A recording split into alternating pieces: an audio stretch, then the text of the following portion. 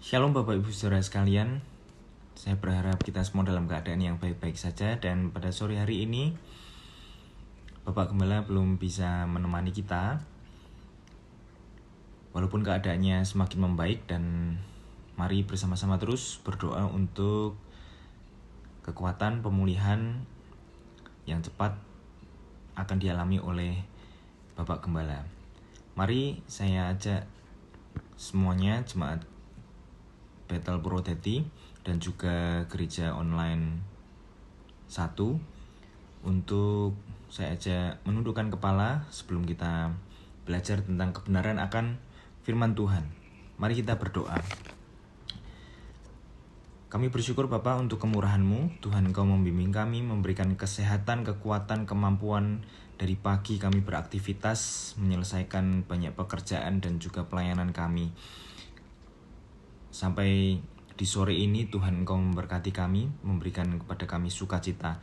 Dan sebentar kami akan belajar tentang kebenaran firman-Mu. Biarlah Engkau sendiri yang berbicara atas anak-Mu ini. Engkau saja yang dimuliakan. Terima kasih Bapa, dan kami terus bertumbuh di dalam Engkau. Di dalam nama Tuhan Yesus Kristus. Amin.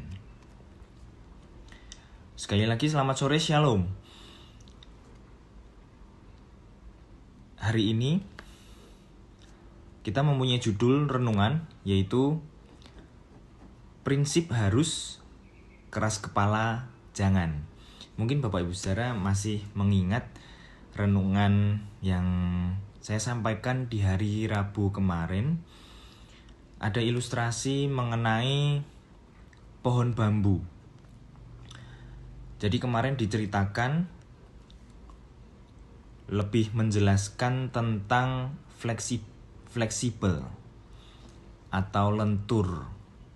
Jadi ketika pohon bambu ini diterpa oleh tiupan angin dari manapun arahnya, pohon bambu ini tidak patah, tetapi dia akan mengikuti kemana arah angin itu meniupnya. Jadi intinya pohon bambu ini dapat bertahan di tengah keadaan, bahkan keadaan krisis sekalipun, di tengah keadaan yang tidak menentu.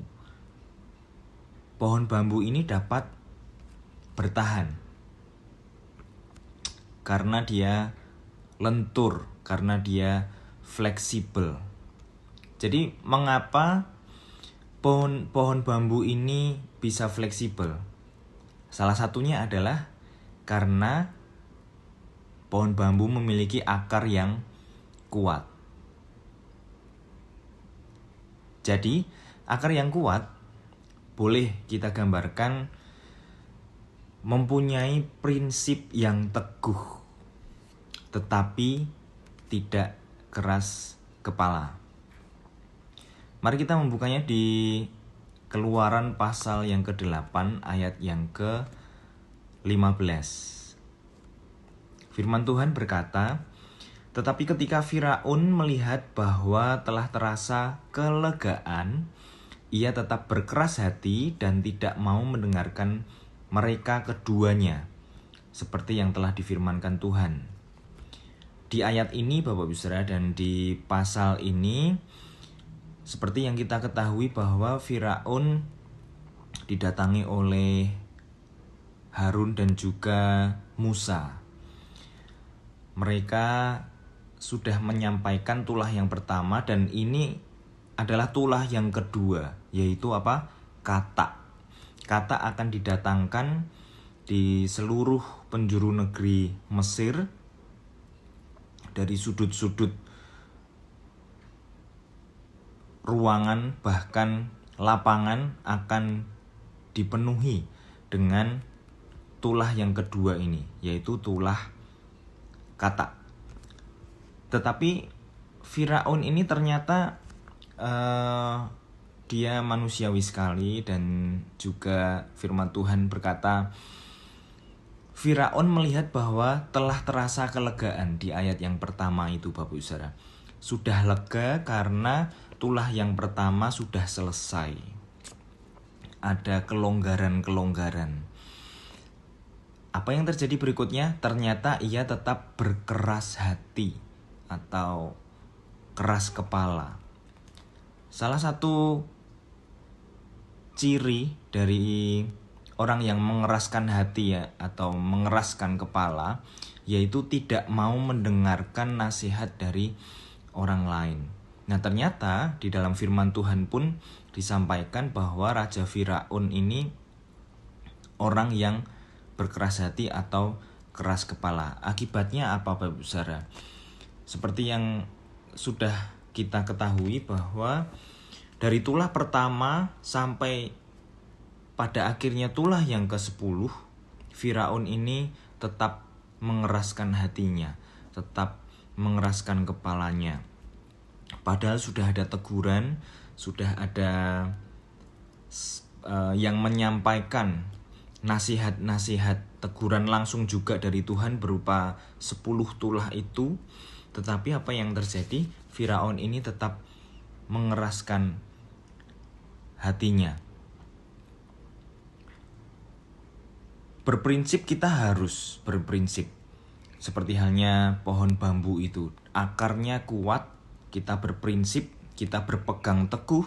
Berprinsip dengan apa? Tentu saja dengan firman Tuhan. Firman Tuhan berkata, kita harus menjadi umat yang kudus. Kita harus berprinsip akan hal itu, Bapak Saudara. Kekudusan dalam mengelola keuangan, kekudusan dalam berumah tangga, kekudusan dalam menjalin hubungan dengan jodoh kita atau calon yang akan menjadi jodoh kita. Kita harus kudus di hadapan Tuhan dan juga di hadapan manusia. Ini adalah prinsip yang harus kita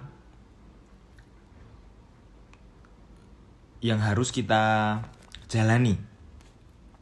Kita harus menjadi orang yang berprinsip, tetapi tidak boleh keras kepala. Nah, padahal biasanya orang berprinsip itu membuka pikiran dan mau mendengarkan orang lain. Berbeda halnya dengan Raja Firaun itu, Bapak Saudara. Bahkan disampaikan, ia tetap berkeras hati dan tidak mau mendengarkan mereka keduanya. Yaitu siapa?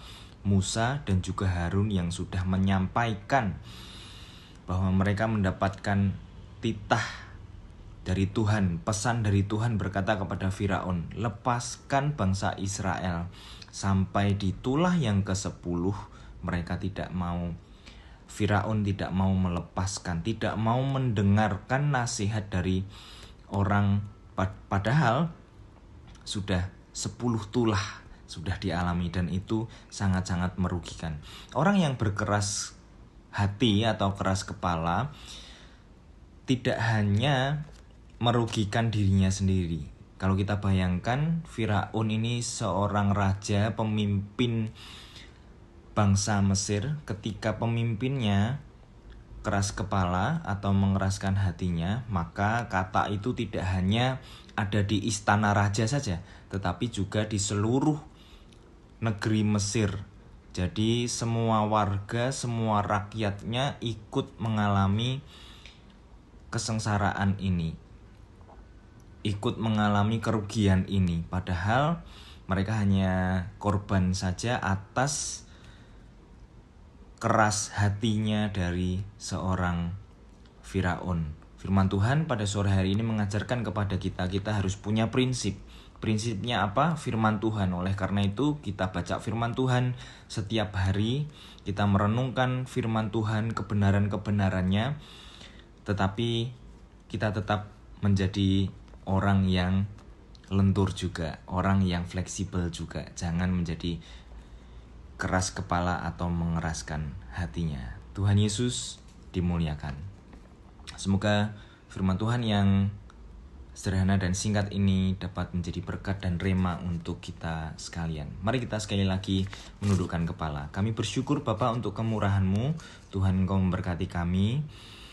Kami percaya Tuhan, Engkau yang menuntun setiap langkah kehidupan kami, sehingga kami tidak terjatuh dalam kesalahan, tidak terjatuh dalam jebakan-jebakan yang ada di dunia ini, tetapi Tuhan Engkau yang membukakan jalan yang terang kepada kami sehingga kami dapat melangkah bersama dengan Engkau. Kami percaya Engkau turut hadir di dalam setiap kehidupan kami.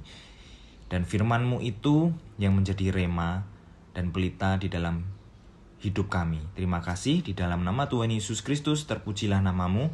Amin. Selamat sore, Tuhan memberkati.